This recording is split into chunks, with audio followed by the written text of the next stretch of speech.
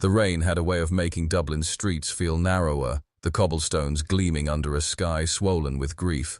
On Merrion Square, a dark sedan slowed to the curb outside a Georgian townhouse whose black shutters seemed to blink with disdain at the world. The O'Connell home, once the proud seat of a patriarch whose influence stretched across banks and boardrooms, now stood draped in silence. Inside, the family gathered, dressed in black, each carrying something heavier than mourning. Maeve O'Connell had not crossed the threshold in over a decade, yet here she was, stepping out of the rain, her heels clicking sharp against the stone. She paused at the door, the brass knocker shaped like a lion's head glaring at her as if to say she did not belong. She inhaled, then pushed her way inside. The hallway smelled faintly of polish and old smoke, the kind of scent that clung to families with too much history. Voices echoed from the drawing room, hushed at first, then halting as she appeared in the doorway. "Maeve?" Aisling, the youngest sister, nearly dropped her teacup. You thought I'd stay away?" Maeve's voice was steady, though her fingers tightened on the handle of her umbrella. "Father's death doesn't erase my name." Across the room, Declan, eldest and self-appointed heir to all things O'Connell, rose from the leather chair like a shadow uncurling. His jaw tightened as he looked her over, from her rain-soaked coat to the scarlet scarf at her throat. "You've no right to be here," he said. "I have every right," Maeve replied, her eyes locked on his. "I'm his daughter, too." Silence stretched, thick enough to drown in. The solicitor, Mr. Byrne, cleared his throat but did not speak. His briefcase rested beside him, bulging with papers that would soon cut deeper than knives. The fire cracked in the hearth, but the room felt cold. Maeve removed her coat slowly, deliberately, as if peeling away the years of exile. Her presence unsettled them all. Memories no one dared to voice seeped into the air, the shouting matches, the night she left without goodbye, the whispers that she had betrayed her family. From her seat near the window, Nora, the middle sister, who lived in the family's shadow without ever escaping it, folded her hands tightly. She studied Maeve with the cautious eyes of someone who knew storms well enough to brace for lightning. Outside, thunder grumbled, the rain growing heavier against the glass. Declan broke the silence again. "This isn't a reunion. We're here for Father's will, not your theatrics." Maeve tilted her head, a faint smile tugging at her lips. "Then let's hear it. Unless, of course, you're worried about what it might say." The sting of her words landed sharp. Declan's nostrils flared, but he said nothing. Narration filled the spaces their voices could not. Beneath the polished surfaces and inherited wealth lay fractures that had never healed. Each sibling carried their version of truth, their own interpretation of betrayal. Their father's absence did not unite them. It only widened the void. Mr. Byrne shuffled his papers nervously. "If we may begin." But no one moved. The air was leaden, charged, as though the walls themselves resisted the reading. The family sat in brittle silence, Maeve at the center like a ghost returned to demand recognition. For a moment, even the rain seemed to pause, waiting for the first word of the will that promised to upend them all. The storm outside pressed harder against the windows, as though it, too, demanded entrance to the room. Mr. Byrne, the solicitor, adjusted his spectacles and opened his briefcase with a care that felt ceremonial. The rustle of paper sounded louder than the fire's crackle, louder than the shallow breaths of those gathered.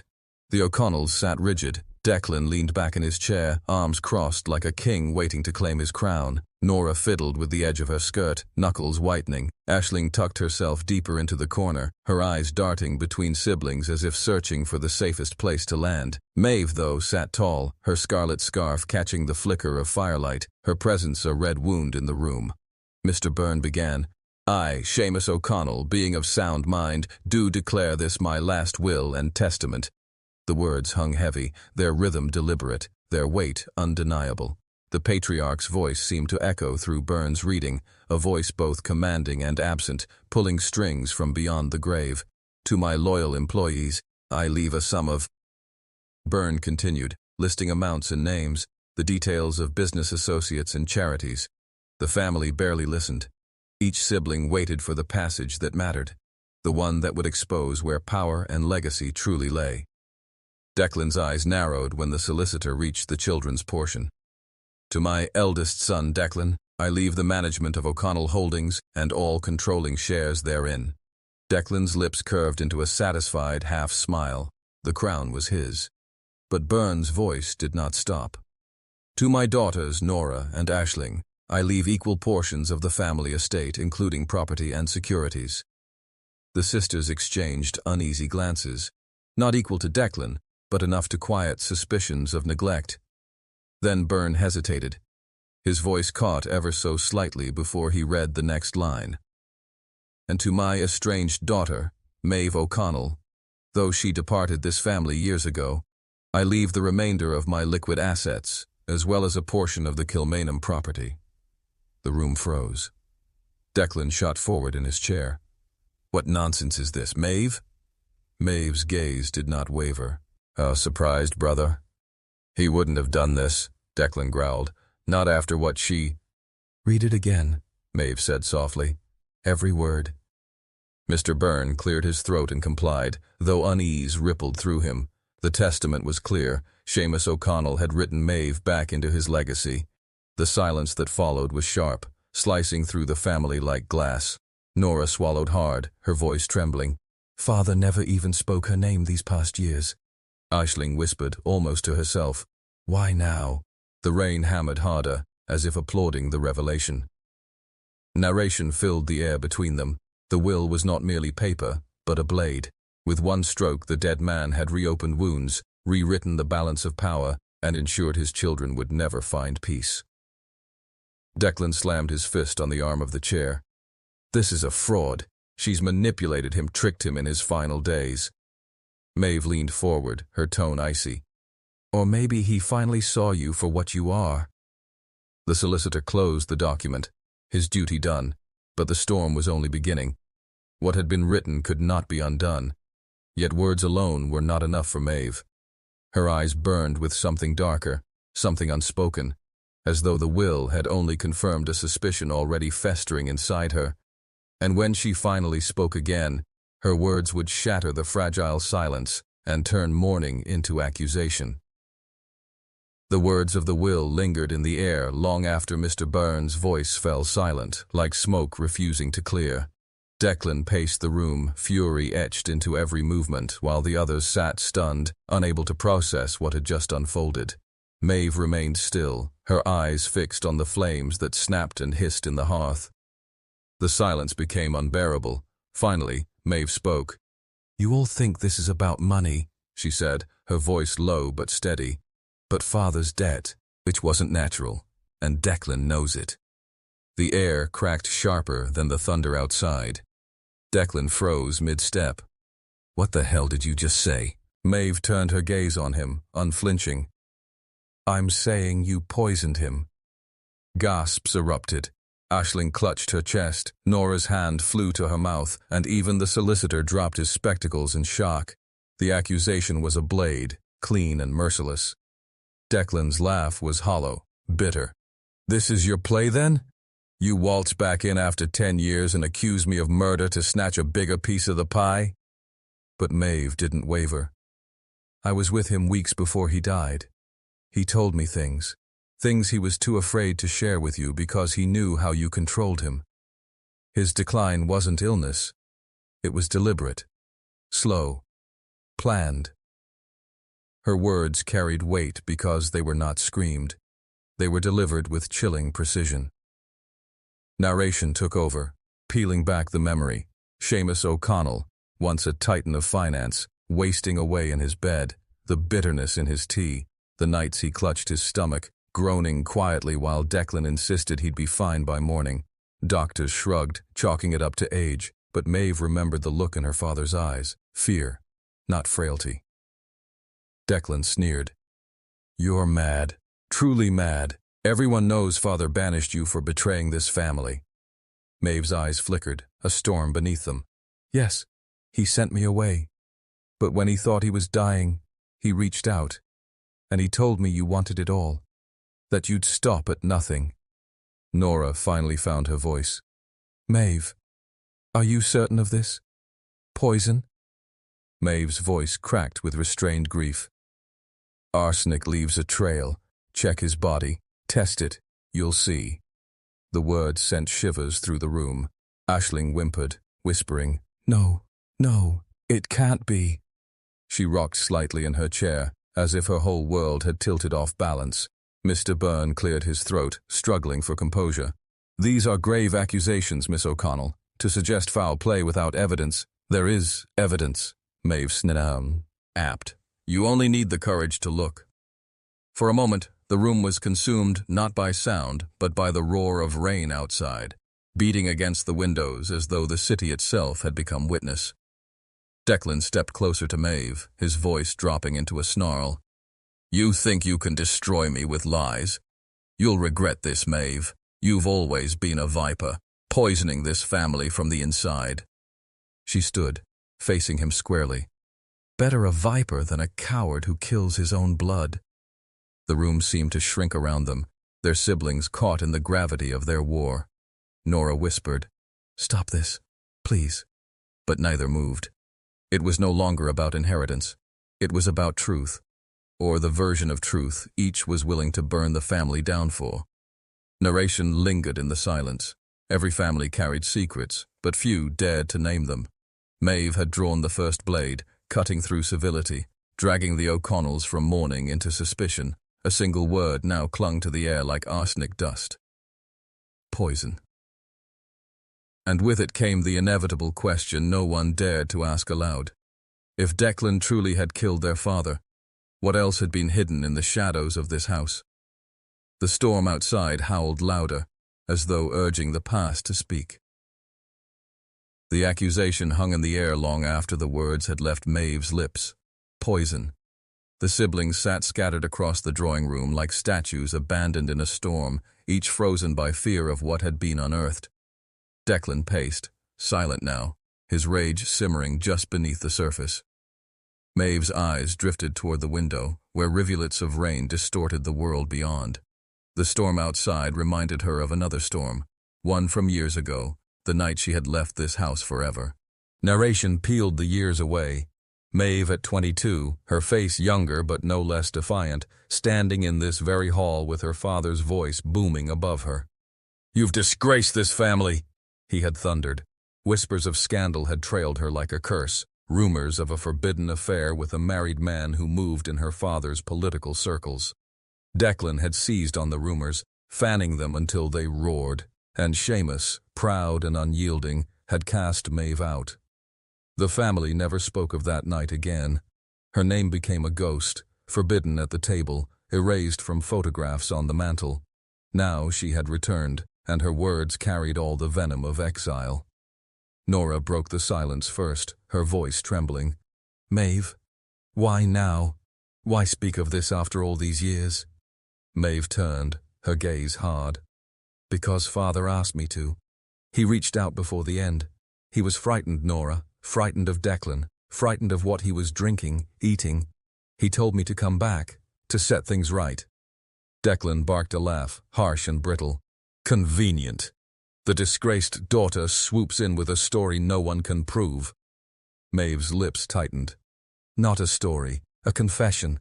He told me the tea burned his tongue. He said you prepared it yourself." Aisling whimpered, her small voice cracking. "Stop. Please, stop. You're tearing us apart." But the truth was, they had been torn apart long before tonight. Narration swelled again. Declan had always been their father's chosen one. While Nora and Aisling clung to scraps of affection, Declan held the reins of business, of reputation, of the very household. He controlled the narrative, shaping Maeve's downfall, ensuring she bore the family shame alone. Maeve's return had shifted the balance. For the first time, cracks appeared in Declan's armor. Mr. Byrne adjusted his spectacles nervously.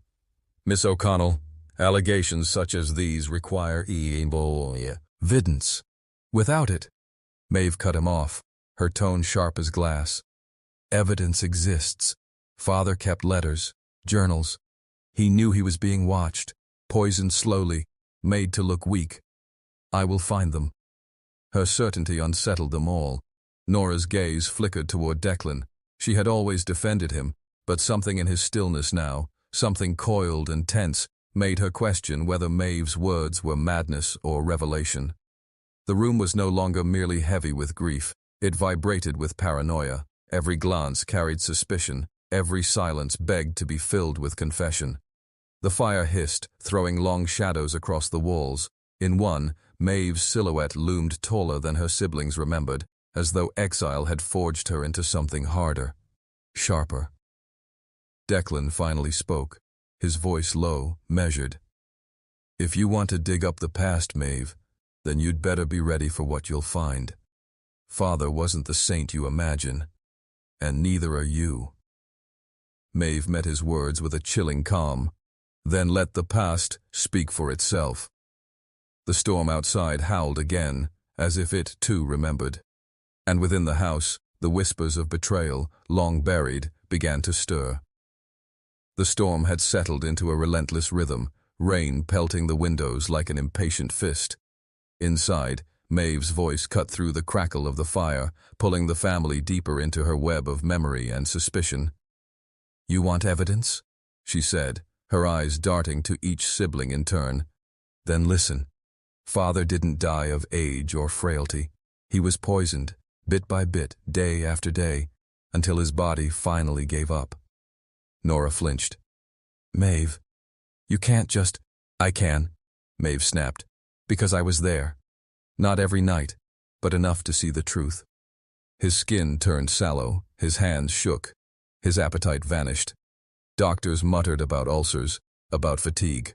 But what they missed I saw. Something was corrodent. Him from the inside. Narration filled the silence, painting the memory. Seamus O'Connell hunched in his armchair, his once commanding voice reduced to a whisper, the glass of tea trembling in his hand, the bitter tang on his breath that Maeve noticed when she kissed his cheek, the faint chemical odor, out of place in a house of polished mahogany and silk. Declan scoffed, but the sound was forced. "People grow old, they grow weak. You left, Maeve. You didn't see the years." She fixed her gaze on him. "No, but I saw the cup. The tea always came from your hand. And Father told me once, the bitterness is worse at night. Do you deny you brewed it?" Declan's eyes flashed. "I was caring for him. I made his tea because no one else would." Maeve's tone dropped, calm and deliberate.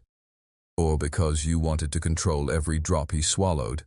Aisling whimpered, her voice cracking. "Why would he? Why would anyone poison Father? Why?" Maeve's laugh was hollow. "Look around you, little sister. Wealth, property, control of O'Connell Holdings." Declan stood to inherit everything if Father passed quickly, before his mind could change. And tell me, didn't he change it? Didn't Father alter his will at the last moment, slipping my name back in? Doesn't that explain why Declan might act in desperation? The words hit like a blow. Even Nora, steady Nora, turned toward Declan with unease in her eyes. Mr. Byrne cleared his throat, desperate to cut the tension. "Miss O'Connell, suspicions are not proof. Without—" Maeve cut him off. "Ask the neighbors. Ask Mrs. Kavanagh from next door. She told me she saw strange deliveries arriving late in the evening. Boxes Father never ordered, always signed for by Declan. Ask the housemaid who left suddenly, who wouldn't speak of why she quit." Narration deepened the dread. Whispers of parcels carried through the rain, the clink of glass bottles behind closed doors, the faint trail of something acrid that lingered in the kitchen. Declan's face hardened. "Rumors and paranoia. You'll destroy this family with your lies." Maeve stepped closer, her eyes burning. "No, Declan, you already destroyed it when you killed him." The room erupted, Aisling crying openly now, Nora insisting they stop, Mr. Byrne demanding order. But beneath the noise lay a growing weight, a possibility too heavy to ignore. Maeve's voice broke through once more, quieter but sharper than a knife. "Exhume the body. Test him. The truth is buried with him, and it's time to let it speak." The suggestion chilled the room to stillness. Even Declan faltered, his hand tightening on the back of his chair as though to steady himself. Narration lingered. The idea of disturbing their father's grave was unthinkable, yet Maeve's words had planted a seed that none of them could uproot. Suspicion had taken root, and once planted, it would only grow. Outside, the storm wailed against the glass, a chorus to Maeve's demand. And within the O'Connell house, one thought took hold. To find the truth, they would have to raise the dead. The silence after Maeve's words was deafening. The rain beat harder against the windows, rattling the glass like a warning drum. In the mahogany-paneled study, eyes darted nervously, as if the very walls of their father's home had heard the accusation and recoiled. Maeve stood rigid, her hands trembling, but her voice steady. "I know what you're capable of, Seamus. You poisoned him. You couldn't wait for the old man to pass. You made sure of it, so you could take everything." Seamus's chair screeched back across the polished wood floor as he shot to his feet, his face flushed crimson, his eyes burning with a rage that seemed to swallow the room. "That's a filthy lie!" His voice cracked with fury. "You waltzed back into this house after years of silence, and now you dare so pit venom on me? On our father's memory?" The solicitor shifted uncomfortably, glancing at the untouched stack of papers before him. He had been hired to read the will, not mediate a family implosion, but Maeve's words had ignited something irretrievable. Neve's voice was a tremor in the storm. "Maeve, what are you saying? Are you suggesting father didn't die of natural causes?" Maeve turned toward her, her eyes glassy yet fierce. "You all know he was strong, even at his age. His heart was steady, but then, suddenly, he weakens. He wastes away in a matter of weeks. And who was there? Who poured his tea every morning? Who managed his medicines?" Her gaze locked on Seamus. He slammed a fist onto the table. "Because I cared for him. Because none of you bothered to show up until the man was already in decline. Don't you dare twist my devotion into a crime." The storm outside seemed to seep into the room, the air thick with accusation. Maeve's tone hardened, as though the years of abandonment and betrayal had given her spine steel. "Caring for him gave you access, and with access came temptation. You've always wanted more than your share, Seamus. You've always believed this family owed you everything." Dialogue cracked like thunder, but beneath it pulsed a quieter, darker current. A glance exchanged between Seamus and Aoife, his wife, was sharp and fleeting, but Maeve caught it. Her mind turned it over, feeding her certainty. Aoife finally spoke, her voice measured but defensive. "Enough. This is madness. If you think you have proof, Maeve, bring it forward. Otherwise, stop poisoning this family with your tongue." "Poisoning?" Maeve repeated softly, her lips curving into something between a smirk and a snarl. "How fitting!" The solicitor finally cleared his throat, attempting to wrest control. "Perhaps it would be best if we proceeded with the will. Emotions are high, understandably so, but these matters can be addressed properly later." "Later?" Maeve cut him off, her voice rising. "If we read that will, if assets are divided, there will be no later. The truth will be buried under money, as it always is in this family." The room trembled with the weight of her words. Seamus leaned forward, his breath heavy, his tone low but seething. "If you think you can accuse me of murder without consequence, Maeve, you are gravely mistaken." Maeve didn't flinch. "And if you think father's death will pass without questions, Seamus, you are the one mistaken." The solicitor looked down at his papers, unsure whether to speak or flee. The family was no longer listening to him. They were circling one another like predators in a shrinking cage. A sudden gust rattled the study door. Somewhere in the hall, a grandfather clock chimed, splitting the silence into fragments. The storm had reached its peak outside, but inside, something even more dangerous had begun to brew. Maeve's eyes scanned the room, noting every twitch, every nervous swallow. She could feel it. Someone was hiding something, and she would rip the truth from them, even if it destroyed them all. As she sat back down, the room's fragile balance held by a thread, the solicitor shuffled his papers again. "Very well," he murmured, more to himself than to the family. "We shall begin." But Maeve's final words lingered in the air, heavy and unshakable. "Until we face the truth, none of us are safe." The solicitor's voice quavered as he lifted the first page. The O'Connell siblings, once children who had sat together at this very table, now sat like enemies waiting for a verdict. Outside, the storm thundered, as though heaven itself demanded silence for the words about to be spoken. He cleared his throat. The last will and testament of Declan O'Connell. The sentence alone was enough to choke the air from the room. Declan's presence was everywhere, in the heavy oak shelves lined with law books, in the faint trace of pipe smoke clinging to the drapes, in the stern portrait staring down from gilded frames. And yet he was gone. What remained was power, money, and the bitter fight for both. Seamus sat forward, his fists clenched on the table, his jaw set like stone. Niamh twisted her wedding band nervously, eyes darting between Maeve and the solicitor.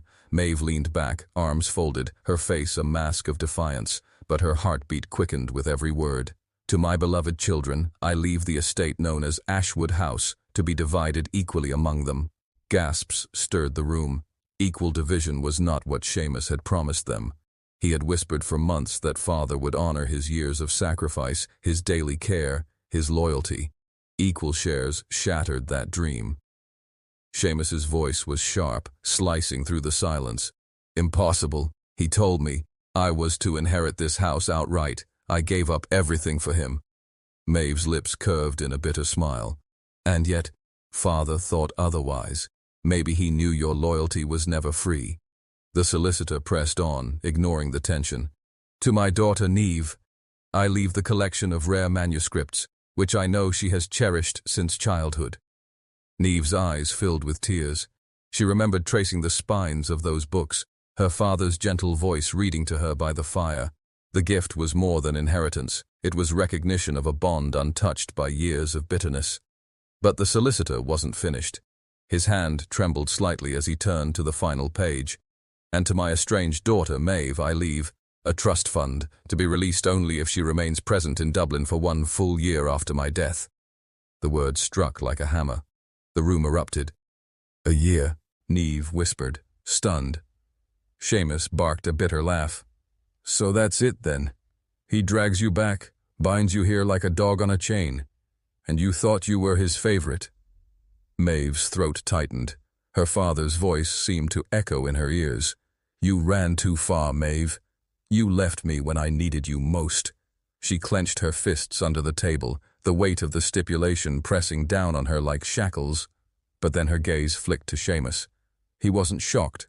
He was furious. The kind of fury that only comes when a plan has gone terribly wrong. Maeve's suspicions coiled tighter around him like a serpent. The solicitor gathered the papers into a neat pile. That concludes the reading. His words fell flat, swallowed by the storm raging within and without. For a moment, no one spoke.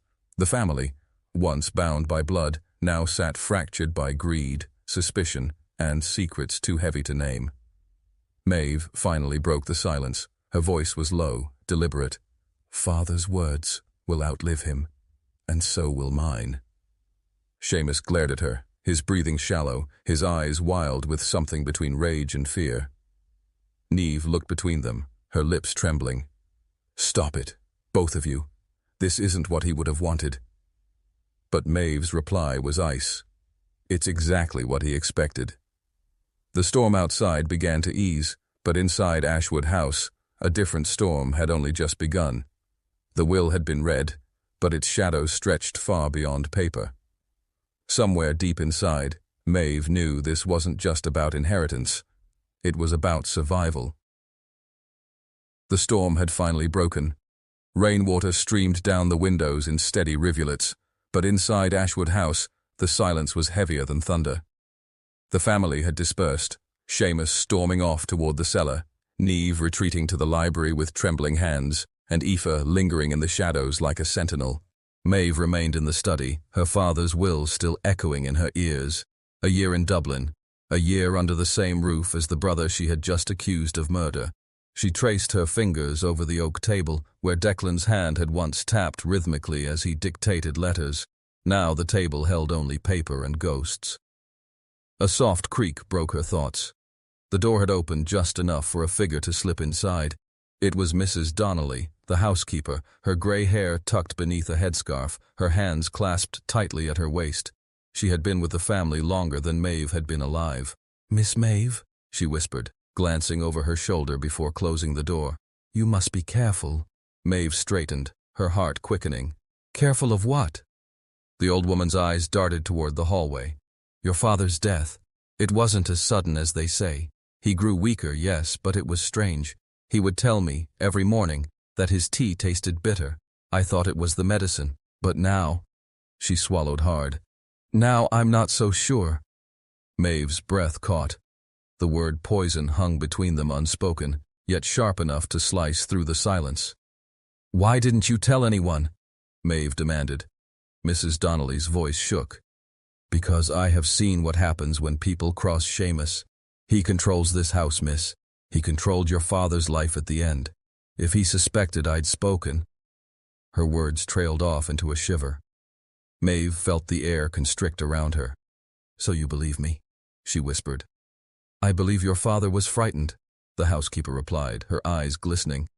And I believe he tried to leave clues. He asked me to keep his journals safe, said they were not to be touched until after his death. Journals. The word lit a spark in Maeve's chest. Where are they? The woman hesitated, then reached into her apron pocket, producing a small brass key. Shush. He pressed it into Maeve's palm. Top drawer of his study desk. But for God's sake, be discreet. Seamus will tear this place apart if he thinks you're looking. Before Maeve could respond, the sound of footsteps echoed in the corridor, heavy, deliberate. Seamus.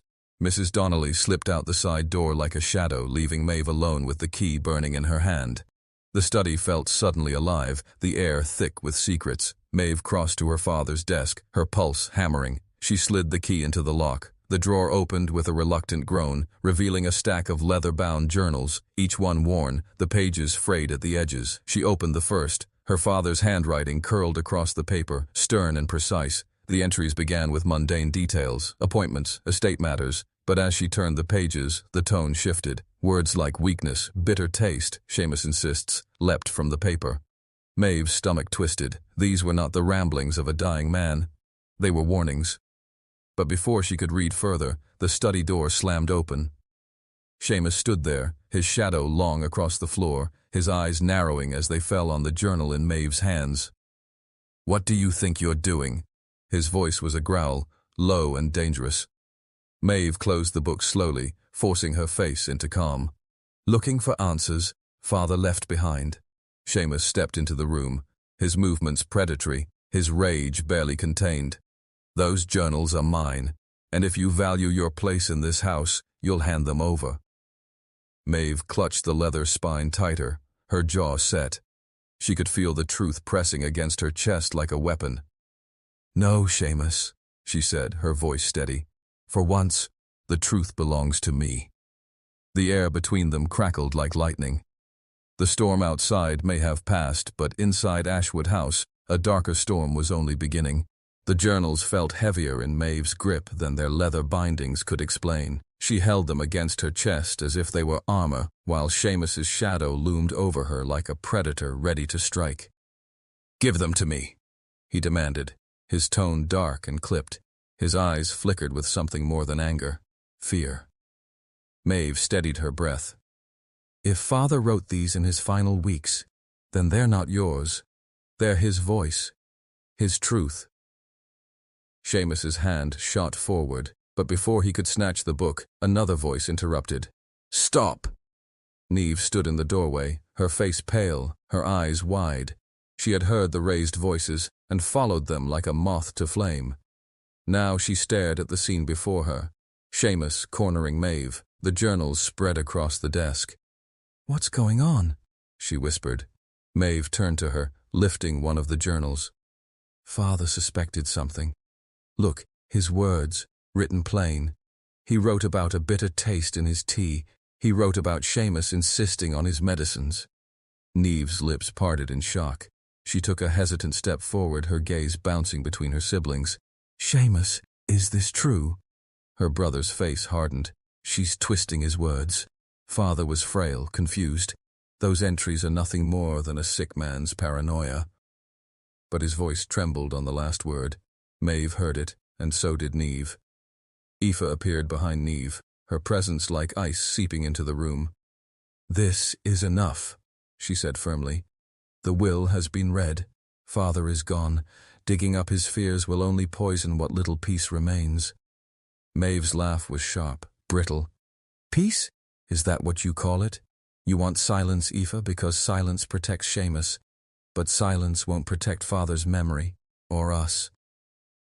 Seamus's jaw tightened. He stepped closer, lowering his voice so only Maeve could hear. Careful, sister. You think words on a page will save. You? They'll bury you if you're not cautious. The threat slithered through her veins, but Maeve held her ground.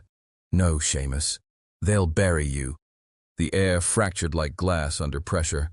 Niamh raised a hand, tears streaming down her cheeks. Stop this, please. We're tearing each other apart, and Father isn't even cold in the ground. Maeve softened, just for a moment, at her sister's desperation, but the hardness returned quickly. If we don't face the truth, Niamh, then we're already destroyed. Aoife crossed her arms, her eyes calculating. If you insist on spreading these lies, Maeve, then do it properly. Bring them before the family. Let everyone judge for themselves, but do not whisper in corners and fuel paranoia. Maeve met her gaze. Aoife was no fool. Her challenge was a trap disguised as reason. Still, Maeve knew the journals were too powerful to keep hidden. Fine, Maeve said, her voice steady. Tomorrow, we sit together. Every word Father wrote will be read aloud, and then we'll see who still believes this is paranoia. Seamus's eyes blazed. For a fleeting moment, Maeve thought he might strike her. Instead, he turned sharply, his footsteps thunderous as he stormed out of the room. Aoife followed, her expression unreadable. Only Niamh remained, trembling in the doorway. She looked at Maeve with something between fear and fragile hope. If this is true, she whispered, then none of us are safe. Maeve clutched the journals tighter, feeling their weight anchor her resolve. That's why we need to know. Tomorrow, everything comes into the light. Niamh nodded slowly, but her eyes darted nervously toward the darkened hall where Seamus had vanished. Shadows stretched long across the walls, twisting like silent witnesses. The siblings had sat together at the table once, bound by blood. Tomorrow they would sit again, but this time, bound by suspicion, secrets, and a father's words that refused to die. And Maeve knew, when the journals were read, someone in this house would break. The morning air was thick with tension, and the storm that had battered Dublin the night before had left the streets slick and glistening. Inside Ashwood House, the drawing room was silent, save for the faint ticking of the grandfather clock. Maeve sat at the head of the table, the leather-bound journals spread before her like sacred weapons. Her siblings filed in, Seamus last, his face unreadable but rigid. Aoife trailing behind him, her eyes wary. Niamh and Aisling exchanged nervous glances, their hands twisting in their laps. The weight of expectation pressed down on them all. Maeve took a deep breath. These journals are Father's final words. He wrote them so that we could see the truth for ourselves. What he feared, what he suffered, and who he trusted. Seamus's jaw clenched. This is theatrics. You're performing a scene for your own satisfaction. Maeve's gaze didn't waver. She opened the first journal, letting her fingers linger over the worn pages. He wrote about Declan, about the cup of tea, the bitterness he never asked for, the medicines that never helped. He wrote that someone close to him was making choices that were not in his interest, choices meant to weaken him. The room held its breath. Aisling's hand flew to her mouth. Niamh's eyes darted from Maeve to Seamus, searching for signs of truth in his expression. Seamus shifted, but his eyes betrayed him, flickers of panic, of guilt, briefly flashing before the mask of control returned. Maeve continued, reading with a voice that was calm but charged with accusation. Father wrote that he trusted those who had served him for decades. He wrote of a betrayal he could not stop, of a hand that guided his tea with too much care, of eyes that watched him too closely. The words landed like stones. Aoife gasped, covering her mouth. Seamus's hand trembled slightly as he gripped the edge of the table. Niamh whispers, Is this... Could it be true? Maeve turned the page, revealing more entries. He described symptoms, nausea, weakness, an unsteady hand, and noted that it felt deliberate. He suspected poison, and he feared that the one who seemed closest to him was the one he could trust least. Seamus's lips parted as if to speak, but no words came. The only sound was the ticking of the clock and the rustle of paper. Aisling's voice cracked. All this, It's horrifying. But what do we do now? Maeve's eyes swept across the family. We confront it. We confront him. She did not need to say more. Everyone knew who she meant. The room trembled with the tension of unspoken accusation. The truth was no longer hidden in shadows. Declan's hand, though absent, had carved a path through their lives, exposing fissures in the family that had always been there. Seamus's face hardened, and for the first time, Maeve saw the cracks in his composure. He was a man cornered, stripped of certainty, and confronted by the very evidence he had hoped would remain unseen. The journals lay open on the table like mirrors, reflecting the secrets and lies that had festered for years. Every word was a blow, every line a verdict, and every sentence a reckoning. Maeve's voice softened, carrying the weight of grief as much as accusation. Father left these for a reason, not to punish, but to protect. And if we are to honor him, we cannot ignore what he wrote. Niamh exhaled shakily, clutching her hands together. Aisling sank into her chair, tears streaming. Aoife pressed her lips into a thin line, her expression unreadable. And Seamus? Seamus's gaze dropped, a faint tremor in his jaw betraying the storm within. The room held its breath, caught in a fragile moment of revelation. Maeve closed the journal slowly, letting silence fill the space. The reckoning has begun, she said, and none of us will emerge unchanged. Outside, the clouds parted, letting a sliver of grey sunlight fall into the room. But inside Ashwood House, shadows still lingered, and the true battle for truth, justice, and inheritance was far from.